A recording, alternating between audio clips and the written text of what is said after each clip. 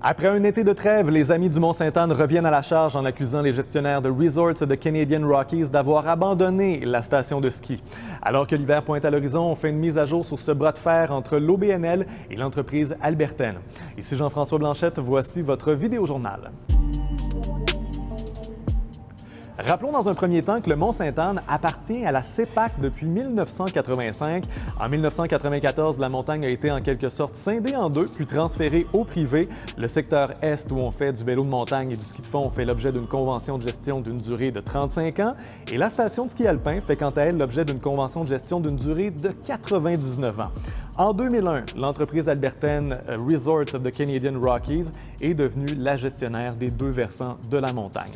Son vis-à-vis est un organisme à but non lucratif, les Amis du Mont-Sainte-Anne. Il a été fondé en novembre 2020 pour assurer la pérennité de la montagne. Ça faisait suite, bien évidemment, aux accidents de télécabine survenus à l'hiver 2020.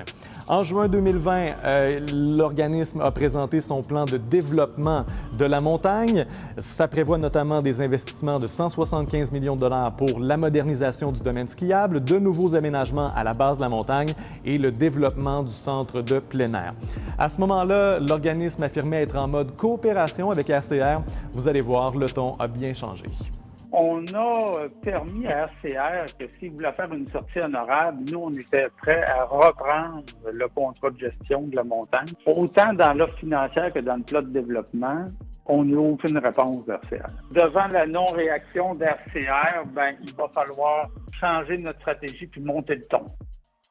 À l'heure actuelle, RCR n'a toujours pas réagi à la nouvelle sortie des Amis du Mont-Sainte-Anne. L'entreprise albertaine fait également l'objet de démarches judiciaires intentées par le gouvernement du Québec. Elle serait en bris de contrat avec certains engagements avec la CEPAC de l'autre côté de la montagne. Donc, le gouvernement provincial veut reprendre le pourtour du Mont-Sainte-Anne. Pour d'autres nouvelles, consultez l'appli Info de Radio-Canada. Je vous souhaite une excellente journée.